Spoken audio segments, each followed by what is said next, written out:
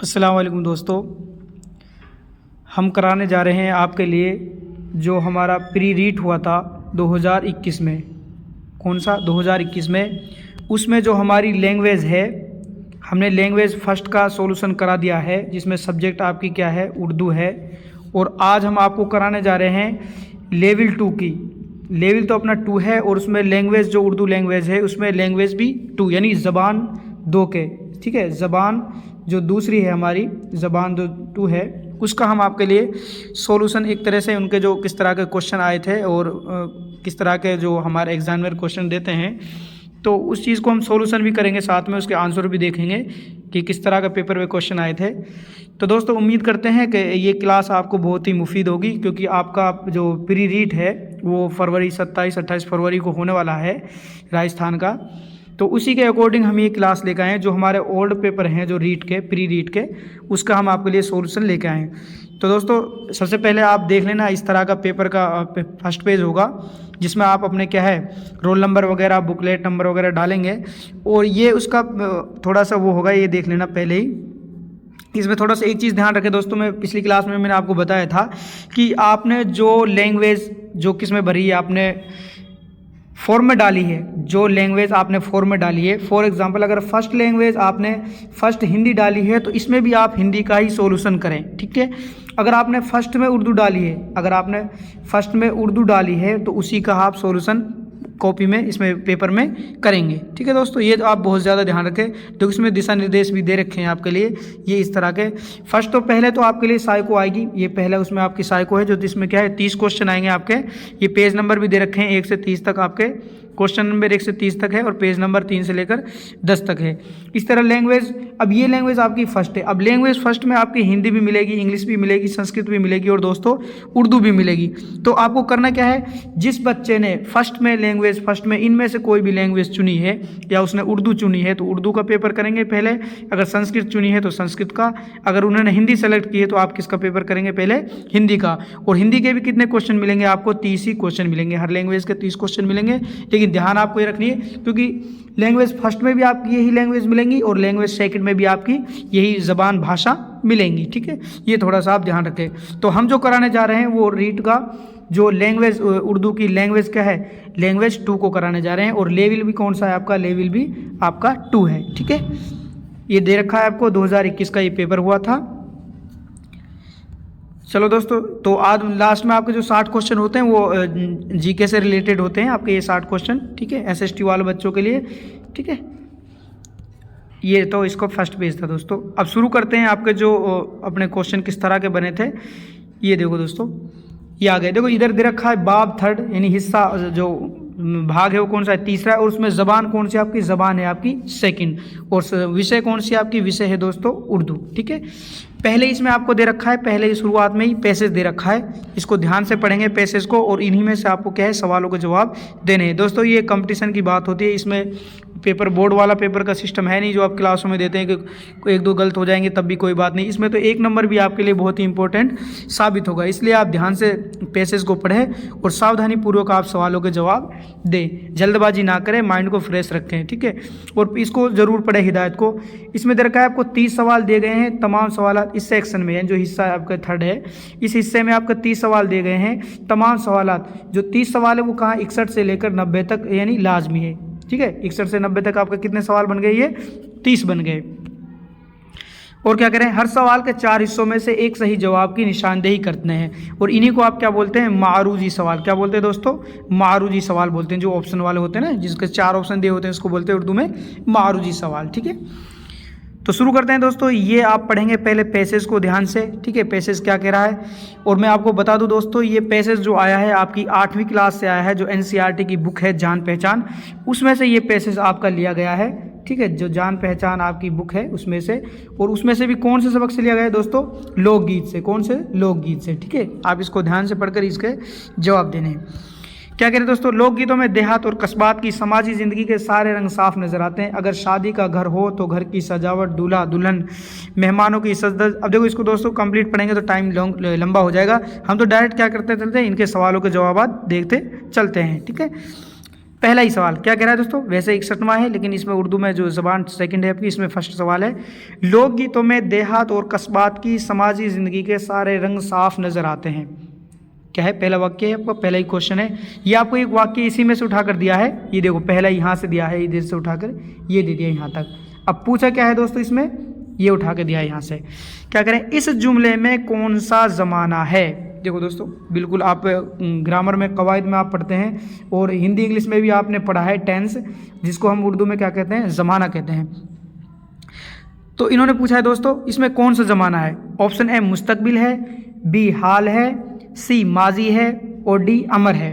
देखो मैं आपको बता दूं, मोस्टली जो ज़माना होता है, जो जैसे आप टेंस पढ़ते हैं, जो ज़माने की कितनी किस्में होती है दोस्तों, 3 किस्में होती है। कितनी किस्में होती हैं, 3 किस्में होती है। पहला है दोस्तों हाल, ठीक है, दूसरा है दोस्तों माजी और तीसरा है दोस्तों मुस्तकबिल। तीसरा कौन सा है दोस्तों, मुस्तकबिल, ठीक है, ये है। अब देखो सबसे पहली बात तो हाल किसे कहते हैं, यानी प्रेजेंट को हाल किसे कहते हैं, प्रेजेंट टेंस होता है इसको हाल कहते हैं, यानी मौजूदा वक्त को क्या कहते हैं, हाल कहते हैं। माजी किसे कहते हैं दोस्तों, गुजरे हुए ज़माने को माजी कहते हैं, जिसको इंग्लिश में क्या बोलते हैं दोस्तों, पास्ट टेंस कहते हैं। और मुस्तकबिल किसको कहते हैं दोस्तों, मुस्तकबिल कहते हैं आपके आने वाले ज़माने को, किसको, आने, जिसको हम कहते हैं इंग्लिश में फ्यूचर टेंस, ठीक है। अब आप समझ जाएंगे। सबसे पहली बात तो देखो इसमें लास्ट में क्या देकर नज़र आते हैं, ता है, ती है, ते हैं, आप हिंदी में पढ़ते हैं। ये किसकी पहचान है दोस्तों, वर्तमान काल की, यानी प्रेजेंट टेंस की पहचान है। तो जाहिर सी बात है प्रेजेंट को हम उर्दू में क्या कहते हैं दोस्तों, हाल, ज़माना ही क्या कहते हैं, हाल। तो इसका दोस्तों जो सही जवाब माना गया है वो क्या है दोस्तों, सवाल नंबर बी यानी हाल, ये इसका आंसर है। अब मैं आपको बता दूं ये मुस्तकबिल यानी इसको फ्यूचर टेंस कहते हैं, ये अपना माजी है, ठीक है। अब इसकी पहचान क्या है, माजी की है दोस्तों थे, गया था, गए थे, ठीक है। और मुस्तकबिल की दोस्तों जाएगा, ठीक है, जाएगा, जाएंगे, ठीक है, होगा, ये चीज़ है, ठीक है। ये आपका बिल्कुल क्लियर हो गया। मैंने इसमें थोड़ा सा और गहरा सोल्यूशन भी करा दिया हल्का हल्का सा, जो आपके याद में रहेगा। अगला देखते हैं दोस्तों, अगला सवाल क्या कह रहा है, शादी ब्याह के मौक़ों पर गाए जाने वाले लोक गीतों में बयान होता है, यानी किस चीज़ की हम क्या करते हैं, व्याख्या करते हैं, किस चीज़ की बातें करते हैं। तो दोस्तों आपको सबको मालूम है शादी ब्याह में ऑप्शन क्या दे रखा है दोस्तों, ऑप्शन है दूल्हा दुल्हन, रत जगह, सेहरे, मेहंदी वगैरह, यानी इनका बयान होता है, इनका जिक्र होता है। बिजली, कोयल, मोर, पपीहा, नदी नाले, इनका जिक्र होता है। गाय, भैंस, मुर्गी, घोड़ा, कुत्ता, इनका जिक्र होता है, या घोड़ा, गधा, ठीक है। घर की सजावट, नदी नाले, इनका होता है। तो दोस्तों आपको पता होगा शादी ब्याह में, इसमें भी आपको देखो दिखा देता हूँ, ये रहे आपके इधर आगे देखो कहाँ से कह रहा है, दूल्हा दुल्हन, मेहमानों की सज धज। अगर शादी का घर हो, क्या कह रहे हैं, अगर शादी का घर हो तो सजावट, दूल्हा दुल्हन, ठीक है, मेहमानों की सज, रातों को, इन सारी चीज़ों को क्या होता है दोस्तों इसमें जिक्र होता है। तो सही जवाब कौन सा है दोस्तों, इसमें सही जवाब होगा आपका ए, ऑप्शन ए, ठीक है। अगला है दोस्तों, लफ्ज रत जगह, लफ्ज रत जगह के मखसूस मायने हैं, यानी खास मायने क्या हैं। देखो रत का मतलब होता है दोस्तों रात, जगह मतलब होता है जागना, ठीक है। अब रातों को जागना, अब रातों को जागेंगे तो दोस्तों खुशी में ही तो जागेंगे या फिर गम में, लेकिन इसका जो इसी में से हमको जवाब देना है, क्या करें, रत जगह का मखसूस मायने यानी अर्थ बताना है। रात में सोना ये तो हो ही नहीं सकता, जगह का मतलब जागना। रात में इबादत करना ये भी नहीं है दोस्तों इसके अकॉर्डिंग। रात में खेलना ये भी नहीं है। तो रात में रात भर जागना और खुशी मनाना, ब्याह शादी में तो दोस्तों रात भर जागेंगे तो खुशी में तो जागेंगे, तो रात भर जागना और खुशी मनाना, ये इसका क्या होगा दोस्तों, सही जवाब माना गया है, ऑप्शन डी। अगला है दोस्तों, रुखसती, हरियाली, ठीक है, बनना, जेवरात, बिजली, बाग बगीचे, नदी नाले, झूले का बयान इन लोक गीतों में होता है। यानी किन लोक गीतों में होता है दोस्तों, आपको पता है शादी और बरसात के मुतालिक लोकगीत, शादी और जानदार के मुतालिक लोकगीत, जानदार और बरसात के मुतालिक लोकगीत, कस्बे, शहरों और जानदार। अब देखो दोस्तों इसमें थोड़ी सा ही आप ध्यान करेंगे, जो ये लफ्ज़ आ रहा है जानदार, जो लफ्ज़ आ रहा है ये जानदार, ये जानदार, इसको देखो दोस्तों, अभी देखो हम आपको दिखाते हैं जानदारों में जो आते हैं, आपको इनमें क्या रखें, और जानदारों का जिक्र हो तो गाय भैंस, बस इनको हटा दो आप। लेकिन इसमें देखो क्या कह रहा है दोस्तों, रुखसती, हरियाली, बनना, इसमें दोस्तों सिर्फ सही जवाब जो होगा ये इनमें जानदार वाला लफ्ज़ आएगा, जो किस में आ जाएगा दोस्तों, ये आ जाएगा आपके इसमें गाय भैंस बैल वालों में। बाकी इनके अलावा ये जो हमारे पास ऑप्शन बचा है वो सही जवाब है इसका दोस्तों, ये किस में लिए जाते हैं, शादी और बरसात के मुतालिक लोकगीतों में इनका बयान होता है। किसका दोस्तों, रुखसती, हरियाली, बनना, जेवरात, बिजली वगैरह का,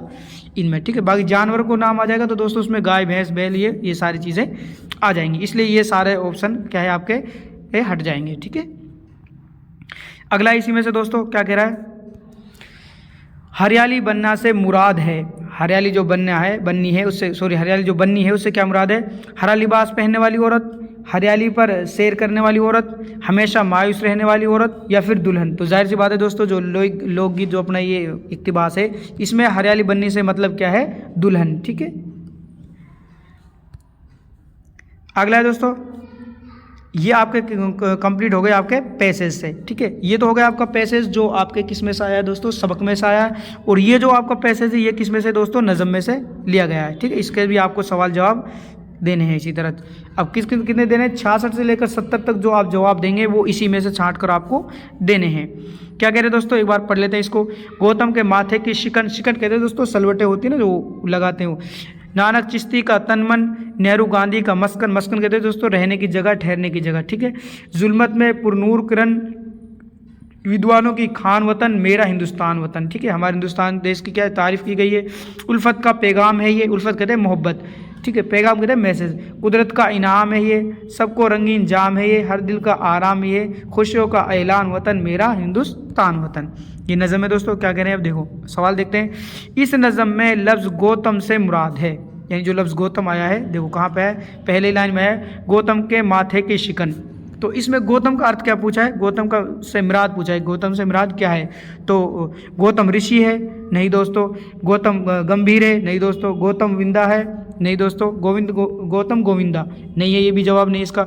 तो सही जवाब कौन सा दोस्तों, गौतम बुद्ध, जो कि क्या है, बुद्ध के वो थे, गौतम बुद्ध। ठीक है, बौद्ध धर्म के। तो सही जवाब क्या है दोस्तों इसका, सी। अगला है दोस्तों सवाल नंबर 67। ये क्या है, लफ्ज़ मस्कन के मायने है, मैंने बताया ना मस्कन के मायने होते हैं दोस्तों रहने की जगह या मकान, घर। ठीक है, अब देखो जवाब में थोड़ा सा ही कन्फ्यूज, मिस्कीन कहते हैं दोस्तों गरीब ये भी नहीं दोस्तों, मुस्कुराहट ये भी नहीं है, मकान। तो सही जगह जवाब क्या है दोस्तों इसका, मकान। अब दोस्तों इस चीज़ को मत माइंड करना कि सारे इसमें सवाल पहले से ये निशान लगा हुए हैं। ये दोस्तों हमारे पास क्या था, ये पेपर है। और मैं आपको एक चीज़ और बता दूँ, ये जो मैं पेपर का सोल्यूशन करा रहा हूँ ये मैंने खुद दिया हुआ है, ये मेरे खुद का है। मैंने जो प्री रीड दी थी दोस्तों 2021 में, उसका मेरा खुद का है और मेरे खुद के ही सोल्यूशन है। इंशाल्लाह इसमें मेरे बहुत अच्छे नंबर आए थे। जो आप देख रहे हैं मैंने एक्यूरेट वही निशान लगाए हुए हैं और इंशाल्लाह ये मेरे सारे सवाल सही गए थे, एक दो को छोड़कर सभी सवाल मेरे सही गए थे। ठीक है दोस्तों, इसलिए आप कंफ्यूज हो रहे होंगे कि सर पहले से ऑलरेडी निशान लगे हुए हैं। उससे कोई फ़र्क नहीं पड़ता दोस्तों, आप तो क्या है प्रैक्टिस करो, क्वेश्चनों को पहचानो किस तरह क्वेश्चन उठते हैं। जो अपना जो एग्ज़ाम लेने वाला है, जो बोर्ड है हमारा, ठीक है, जो RSB है, जो RPSC है, जो ये बोर्ड होते हैं, ये किस तरह के क्वेश्चन उठाते हैं, इन चीज़ों को आप ध्यान रखो। अगला है दोस्तों, लफ्ज़ विद्वानों का उर्दू तर्जुमा होगा। विद्वान कहते हैं दोस्तों पढ़े लिखे लोग, जाहिर सी बात है आप जानते हो हिंदी में बोलते हैं विद्वान और उर्दू में क्या कहते हैं हम पढ़े लिखे को, आलिम। क्या कहते हैं दोस्तों, आलिम। अब फर्क ये है, देखो अब कंफ्यूज हो जाएगा दोस्तों, ऑप्शन ए ही दे रखा है आलिम कहते हैं पढ़े लिखे लोग, लेकिन आलिम या फिर उल्मा या फिर आलम, आलम का मायने होता है दोस्तों दुनिया, सिर्फ ज़बर का फ़र्क है, ज़बर ज़ेर का। आलिम में पढ़े लिखे लोग, आलम में दुनिया या फिर रहने वाला, ये तो होगा ही नहीं इसका दोस्तों। अब देखो फ़र्क ये है कि विद्वान कहते हैं पढ़े लिखे लोग को, आलिम को, लेकिन इन्होंने बहुवचन दिया था विद्वानों, तो इसीलिए आलिम की भी क्या आएगी दोस्तों, जमा आएगी। सही जवाब क्या होगा दोस्तों, उल्मा। क्या होगा, उल्मा कहते हैं आलिम की जमा, यानी बहुत से पढ़े लिखे लोग। क्योंकि अगर यहाँ होता विद्वान तो इसका हो जाता आलिम, यानी एक वचन वाहिद होता है।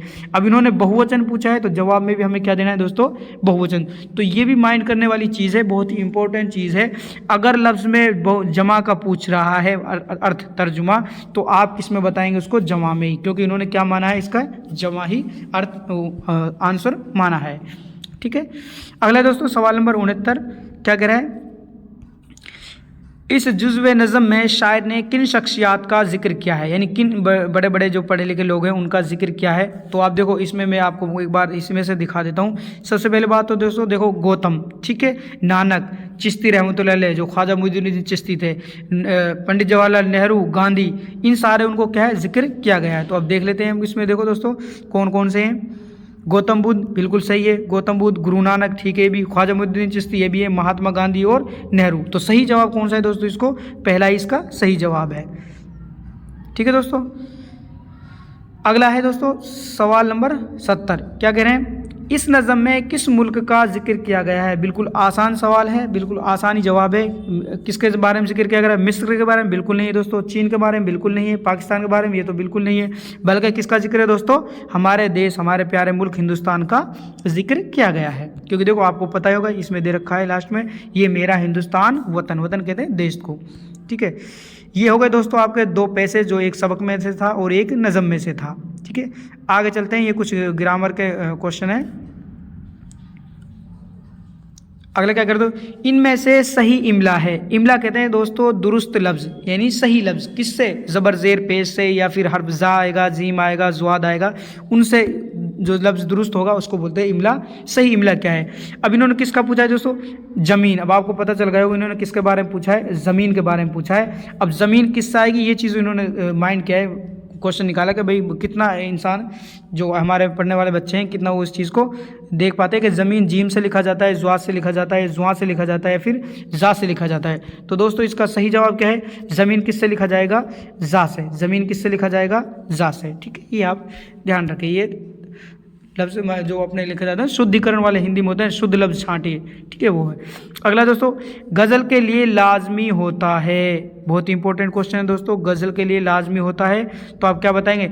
बैतुल गज़ल क्या है दोस्तों? बैतुल गज़ल, यानी गज़ल का पहला शेर। अब मैं आपको इनको बता देता हूँ एक एक करके तफसील से। पहला है बैतुल गज़ल, ये भी नहीं होगा दोस्तों। हुस्न मतला, ये भी नहीं होगा दोस्तों। मक्ता, ये भी नहीं है। तो असली का सही जवाब क्या है दोस्तों? काफिया।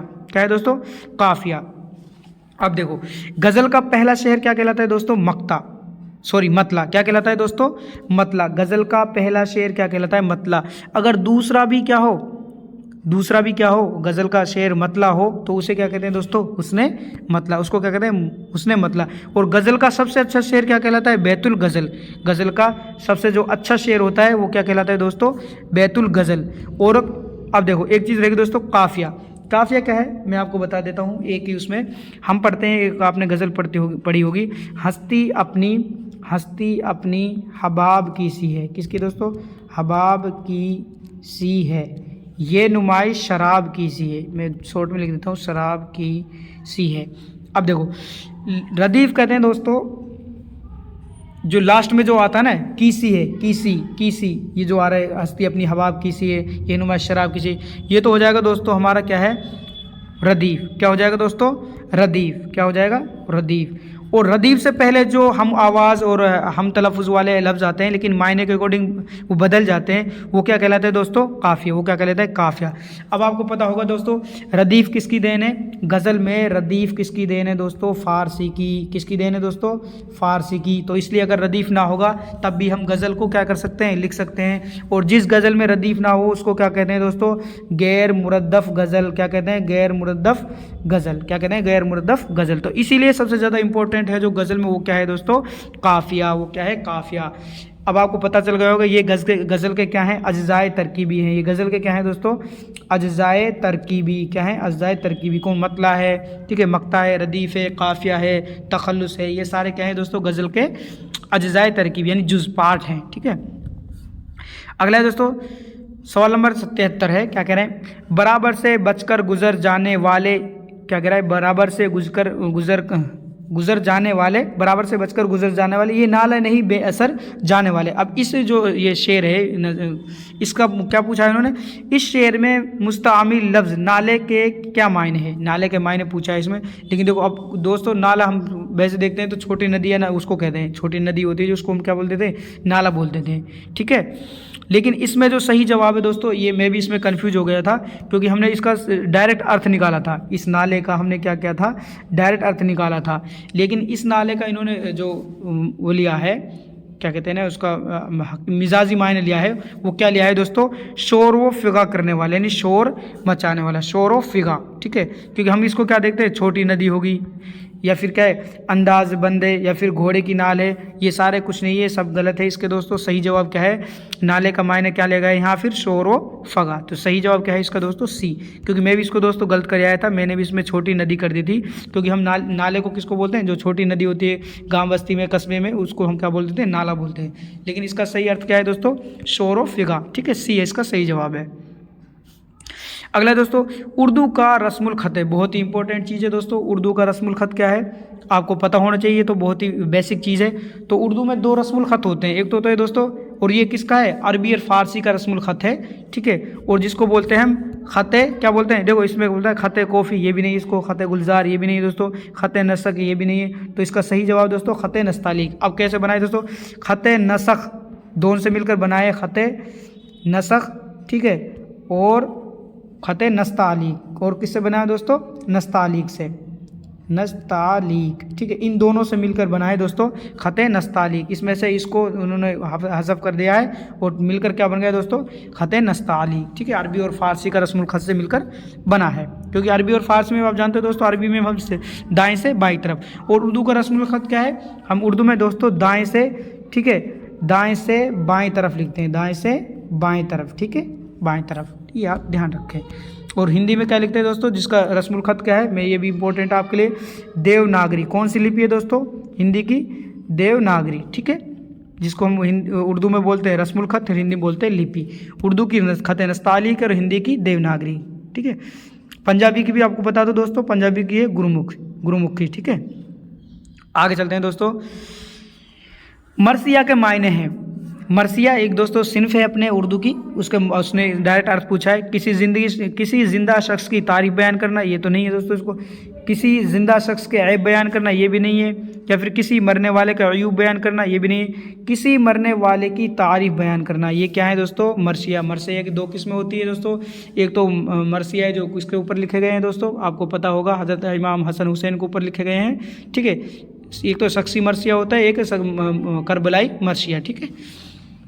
आगे दोस्तों अगला 77 हुरूफ का के की ने, ये जो हुरूफ है का के की ने, हुरूफ की किस्म है, यानी कौन से हुरूफ में से हुरूफ में आते हैं, ठीक है। तो ये इन्होंने पूछा है, जो हुरूफ का के की ने है, ये किस हुरूफ की कौन सी किस्म है, हुरूफ आतफ या फिर हुरूफ तखसीस या हुरूफ रब्त या हुरूफ फ़िजाइयत। ये दोस्तों हुरूफ, पहली बात तो क्या है, हुरूफ कहते किसे हैं, वो हर्फ जो क्या है आप अपने आप या ख़ुद कोई मायने ना देते हो, लेकिन किसी लफ्ज़ के साथ जुड़कर ये क्या है अपना अर्थ देते हैं, उनको कहते हैं हुरूफ। तो दोस्तों मैं आपको बता दूँ, हुरूफ अतफ क्या है, जो जोड़ने का काम करता है, ठीक है। मैं, पर, तक, से, ये तो दोस्तों क्या है, से, मैं, पर, तक, ये किस में आते हैं दोस्तों, हुरूफ आतफ में। और आपको मैं बता दूं हुरूफ तखसीस वो होते हैं जो दोस्तों किसी वाक्य में, जुमले में जोर देने का काम करते हैं, जैसे भी, भी, सी, उन्हें, उन्हीं, है ना, ये क्या होते हैं दोस्तों, हुरूफ तखसीस। जैसे तुमको भी जाना चाहिए, ठीक है, उन्हीं को आना चाहिए, ये सब क्या होते हैं दोस्तों, हुरूफ तखसीस। अगला क्या है दोस्तों, हुरूफ फ़िज़ाइया।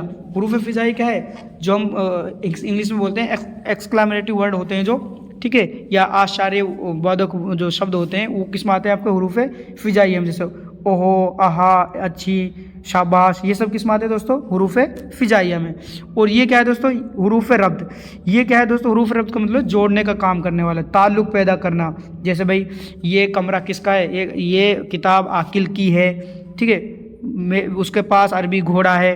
तो ये जो ताल्लुक़ जोड़ने का जो काम करते हैं वो किस में आते हैं दोस्तों, हुरूफ रब्त में। तो इसका सही जवाब क्या आएगा, हुरूफ रब्त यानी सी, ठीक है, क्या जाएगा दोस्तों, हुरूफ रब्त। अगला दोस्तों,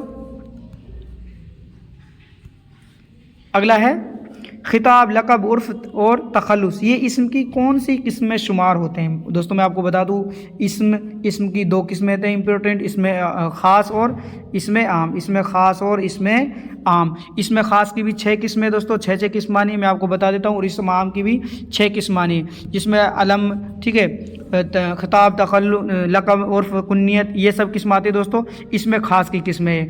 और दोस्तों इसमें ज़र्फ़, इसमें कैफ़, इसमें ज़मा, इसमें, ठीक है, इसमें आला, ये सब किस्म आती है दोस्तों, इसमें आम में किस्म आती है, इसमें आम में। तो जैसा आपको पता है, तो इसमें कैफ़ियत, जो कैफियत बयान करें, ठीक है, इसमें ज़र्फ़ जो ज़माना या वक्त या ज़माने के बारे में बताए, ठीक है, जगह के बारे में बताए, ठीक है। इसमें आम, किसी भी आम चीज़ को, किसी भी आम नाम को इसमें ख़ास कहते हैं। तो ये किस्म आती है दोस्तों इसमें ख़ास में, किस्म आएंगी दोस्तों इसमें ख़ास में, खिताब है, लक़ब है, उर्फ़ है, कुन्नियत है, तखल्लुस है, ये किसकी किस्म है, इसमें ख़ास की किस्म है, ठीक है। ये तो इसका सही जवाब क्या है दोस्तों, डी। अगला है सवाल नंबर 79। अगला जो शेर है दोस्तों क्या कह रहा है, ज़ेर ज़मीन से आता है जो गुल, सोज रबकफ कारून ने रास्ते में लुटाया खजाना क्या है। ये शेर है, इसमें क्या पूछा, मज़कूर शेर में किस सिनत का इस्तेमाल किया गया है। तो दोस्तों इसमें मैं आपको बता दूं, इसमें जो सिनत हुई है वो हुस्न तालील। अब देखो पहली सिनत कौन सी है दोस्तों, लफ नशर।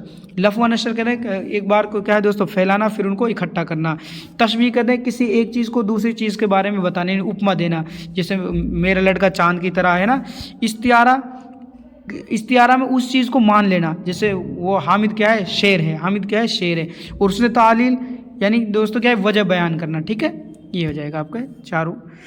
अगला है दोस्तों क्या कह रहा है, तदरीस के तहकीकी तरीके के मौजूद हैं। बहुत इंपॉर्टेंट है दोस्तों। पहली बात तो आपको ये पता होना, तहकीक को हिंदी में क्या कहते हैं, आविष्कार, सॉरी खोज या आविष्कार एक ही बात है।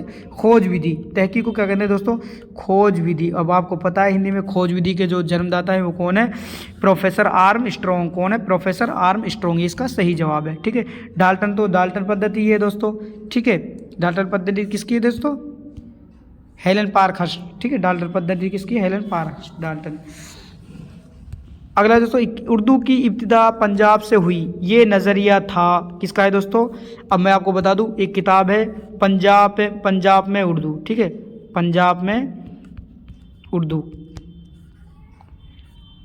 ठीक है, वो किसकी किताब है दोस्तों, महमूद शेरानी की, जिसमें उन्होंने बताया है कि जो उर्दू की इब्तिदा हुई है वो कहाँ से हुई है दोस्तों, पंजाब से हुई है। किससे, कहाँ से हुई दोस्तों, पंजाब। तो सही जवाब इसका क्या है, महमूद शेरानी।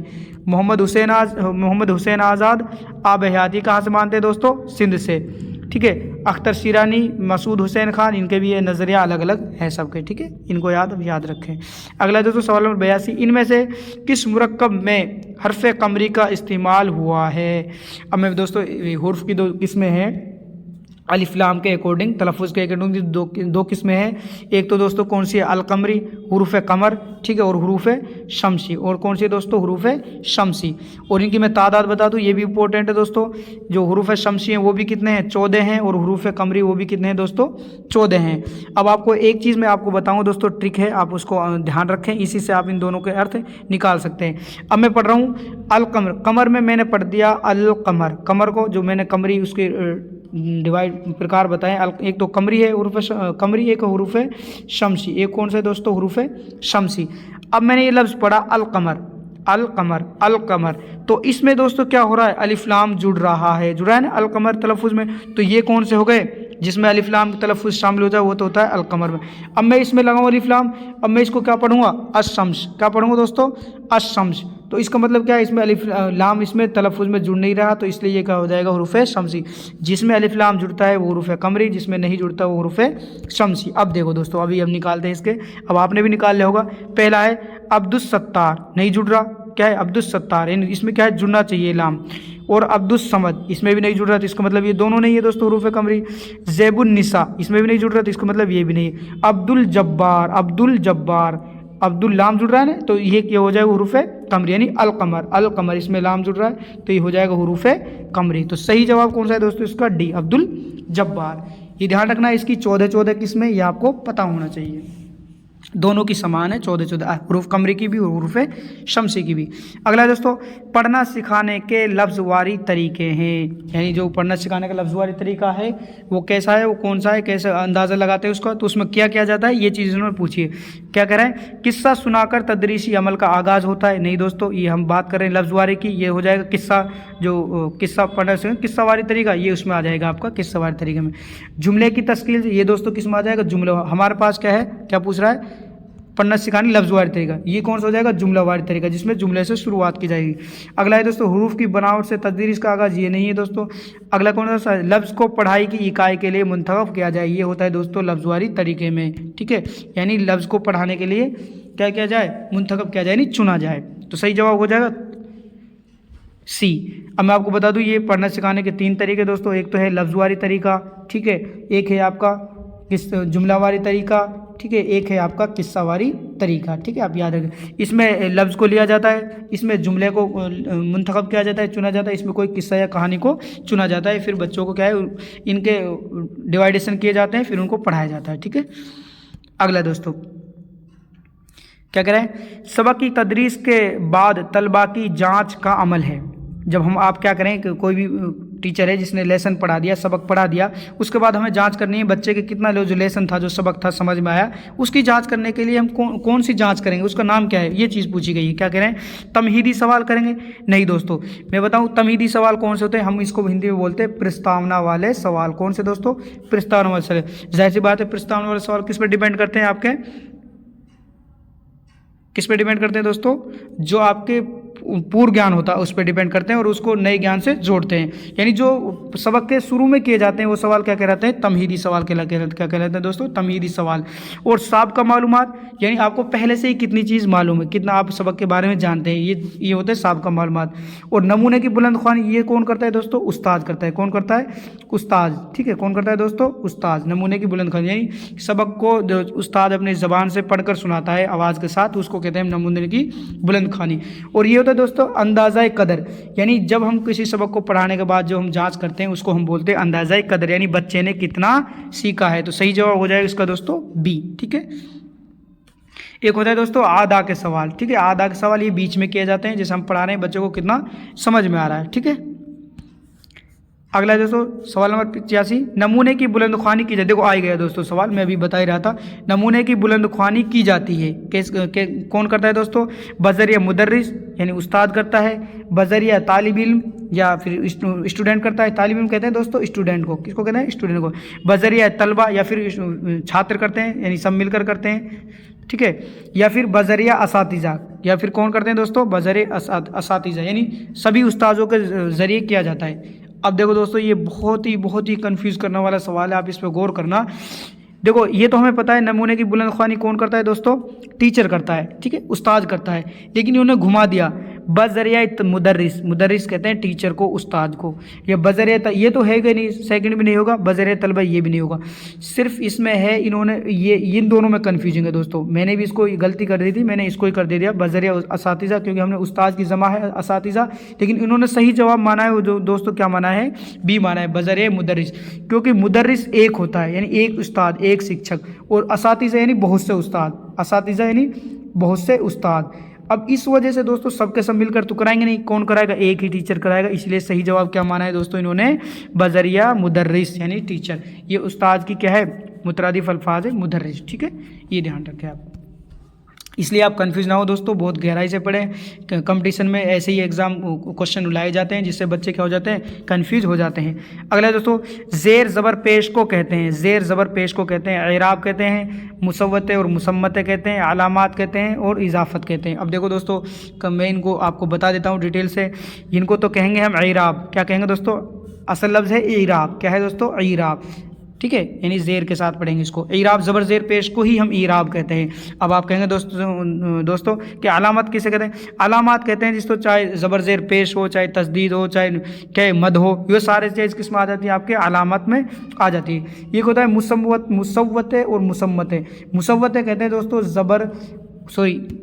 मुसम्मते कहते हैं अलिफ वाव और या, जो हमारे क्या होते हैं ये किसके काम करते हैं? मात्राओं को काम करते हैं। अलिफ वाव या को ही क्या बोलते हैं हम? मुसम्मते कहते हैं। और मुसव्वते जो बच जाएंगे आपके वो क्या कहलाएंगे दोस्तों? मुसम्मते। यानी ऐसे कह सकते हैं आप, स्वर को तो हम क्या कहते हैं दोस्तों? मुसव्वते कहते हैं, और मुसम्मते कहते हैं दोस्तों व्यंजन को। किसको कहते हैं दोस्तों? व्यंजन को। ठीक है, यानी अलिफ वाव या को क्या कहते हैं हम दोस्तों? मुसम्मते। अगला सवाल, इजाफत यानी उसको बढ़ाता है। अगला है अफलातून के मुताबिक बच्चे की तालीम किस उम्र तक वालिदैन के ज़िम्मे होनी चाहिए? यानी जो अफलातून आपका शिक्षाविद है, ठीक है, जो तालीम का वो है, वो क्या कह रहा है कि भाई इसके अकॉर्डिंग, अफलातून के अकॉर्डिंग बच्चे घर पर कब तक पढ़ें, पेरेंट्स के कब तक जिम्मेदारी है बच्चों को रखने की? तो उसमें है ए 3 साल तक, बे 5 साल तक, सी 7 साल तक, डी 6 साल तक। तो दोस्तों इसका सही जवाब है यानी 6 साल तक डी। कहीं कहीं ये 7 भी मिल जाता है, लेकिन जो हमने इसका निकाला है वो हमें मिला है 6 साल तक डी। ये सही है दोस्तों। ठीक है, अगला दोस्तों बच्चे की ज़बान सीखने की शुरुआत उसके, यानी बच्चा जो भाषा सीखता है, बच्चा जो लैंग्वेज सीखता है, उसकी शुरुआत कहाँ होती है? उसके मकतब से होती है। मकतब यानी दोस्तों स्कूल, पड़ोस से होती है?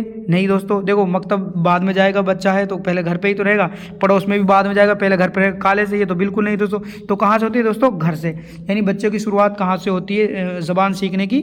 उसके घर से होती है। तो सही जवाब कौन सा है दोस्तों इसमें? डी। अगला है दोस्तों 89, उर्दू पढ़ना सिखाने के लिए जुमलावारी तरीके में क्या किया जाता है दोस्तों? जुमलावार तरीके उर्दू कायदे की ज़रूरत होती है, ये भी नहीं है इसका दोस्तों, क्योंकि कोई ज़रूरी नहीं उर्दू कायदे की ज़रूरत। अगला है दोस्तों, उर्दू कायदे की कोई ख़ास ज़रूरत नहीं होती। देखो इसने पूछा क्या, 1 मिनट में कन्फ्यूज़ हो। उर्दू पढ़ना सिखाने के जुमलेवारी तरीके में उर्दू कायदे की ज़रूरत होती है। ठीक है, क्या कह रहा है? उर्दू कायदे की ज़रूरत होती है, कोई ज़रूरी नहीं दोस्तों, ना भी हो। लफ्ज़ को पढ़ाई की इकाई के लिए मुंतखब किया जाता है, नहीं दोस्तों, लफ्ज़वारी तरीके में होता है। लफ्ज़ अलहदा से भी मुंतखब किया जा सकता है, ये भी नहीं। तो जिसको इसका सही जवाब माना है जो उर्दू कायदे की कोई ख़ास ज़रूरत नहीं होती। यानी आप जुमलावारी तरीका सिखा रहे हैं तो कोई ज़रूरी नहीं कि आप इसमें उर्दू कायदे को लेकर चले, है ना, कोई ज़रूरी नहीं, ये है। अगला दोस्तों सवाल नंबर 90, मारूजी जाँच में सही जवाब। देखो यही मैं आपको बता रहा था, ये मारूजी सवाल है आपके। मारूजी जात में सही जवाब किसे माना जाता है? कितने हो सकते हैं सही जवाब? 3 हो सकते हैं दोस्तों, बिल्कुल नहीं, क्योंकि मारूजी जो हमारे जो ऑप्शन वाले जो क्वेश्चन पेपर होते हैं, ये क्वेश्चन आंसर, इनमें कोई एक से ज़्यादा जवाब मानते हैं कि नहीं दोस्तों? कितने मानते हैं अभी पता लग जाएगा। 3 हो सकते हैं, बिल्कुल नहीं हो सकते दोस्तों। सभी हो सकते हैं, ये सभी नहीं है दोस्तों। 2 हो सकते हैं, ये भी नहीं दोस्तों। कितने होने? एक ही होगा। यानी मारूजी जो जाँच हम लेते हैं, टेस्ट लेते हैं बच्चों का, जो हमारा भी ये कंपटीशन वाला टेस्ट है, इसमें भी सिर्फ एक ही सही जवाब माना जाता है, सिर्फ एक ही होगा। तो दोस्तों ये था हमारा जो रीट प्री है आने वाला है, उसमें बहुत ही मुफीद साबित होगा। रीट प्री 2021 का जो हमारा हुआ था, ठीक है, उसमें भी जो लैंग्वेज क्या है आपकी, लैंग्वेज 2, लैंग्वेज फर्स्ट हमने करा दी है उर्दू का। ये लैंग्वेज क्या है? ये आपकी लैंग्वेज 2 है। कौन सी है दोस्तों? ये आपकी लैंग्वेज 2 है। तो इसको हम सॉल्यूशन कराएं। तो दोस्तों आप भी हमारा क्या है सपोर्ट करें और हमें बताएं कि इंशाल्लाह इससे भी बेहतर हम कोशिश करेंगे आपके लिए और भी पेपर लाने की। आप तो ये बताएं कमेंट में दोस्तों आपको कितना अच्छा लग रहा है, कौन सी चीज़ गलत है तो उसको भी आप हमें कमेंट में बताएं, क्योंकि गलती हो ही जाती है दोस्तों। तो ये आपके कोई ना कोई इसमें से आपको 100% क्वेश्चन आपको मिल भी सकते हैं, नहीं मिलेंगे तो आपको कम से कम इतना तो रहेगा किस तरह सवाल आते हैं, किस तरह उनके जवाब आपको देने हैं। ठीक है दोस्तों, तो देखते रहिए इस कंप्लीट क्लास को, देखिए बहुत ही आपको फ़ायदेमंद होगी ये क्लास। ठीक है दोस्तों, बहुत बहुत शुक्रिया आपका।